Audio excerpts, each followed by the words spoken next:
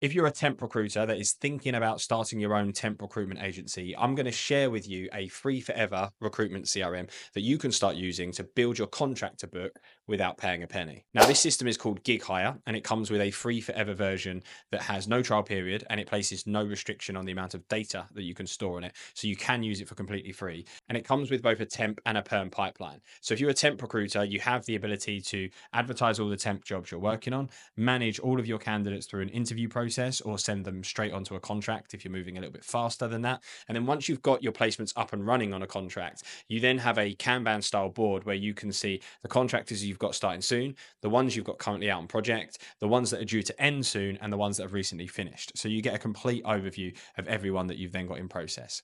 And let me now show you a quick demo so you can see exactly how this works. So to add a temp job, first thing you do is come up to create, you go for job.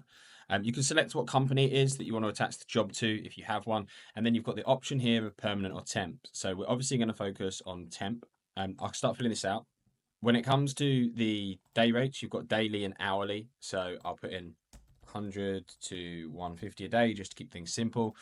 You've got ability to be able to tag.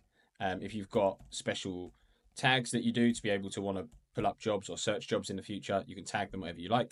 The rest of it is all pretty self-explanatory, so I won't go through all of this.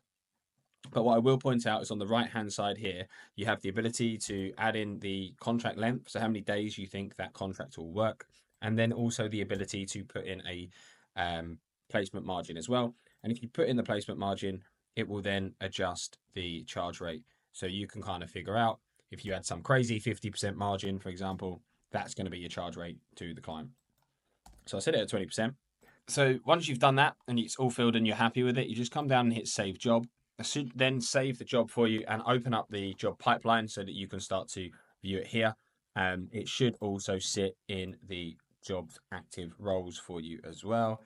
So then when you want to add a candidate to the job, it's fairly easy. You just click submit new candidate, find the candidate that you want to submit to the job. Once you've done that, you can come in and put the salary expectations in there. We have the ability for you to send automated emails to both the company contact and the candidate. I'm going to skip those stages for now, just for speed of process. And once that's gone through, cool. So if I go back to the active job and I open it up, we should hopefully see that we now have the contact there.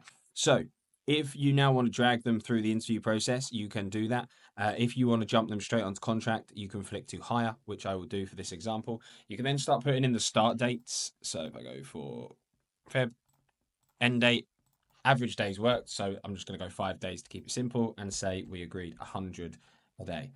The system will then calculate the estimated contract value. You have the ability to put a invoice factoring fee in there. So if you pay an invoice factoring company 3%, for example, it will help you calculate that. You can then decide whether you want to reject all other applicants and close down the job. I'm going to say no. Again, we're just going to say no to the automated email part, just so that we can speed through. Cool. So now that's hired. If I come into the temp/contractor, you now have the contractor here.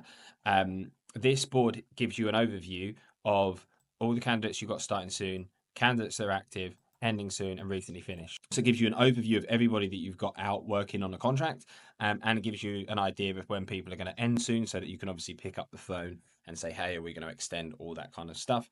You can flick it to list view as well. So if you want to see a list view of everybody, you've got that there. Flick back to the grid view and you'll notice that this table is automated. So the candidates will automatically move down the pipeline and you can see here when they will move. So in this example, 10 days before the end of the contract, the person is going to move in here. 10 days after the contract's ended, they'll automatically drop in there. So the system will keep on top of this for you. If you want to change that in the settings, you can do. Fairly simple, but that gives you an overview there of how to add a job, push the candidate to hire, and then keep on top of where all your contractors are using the Giig platform.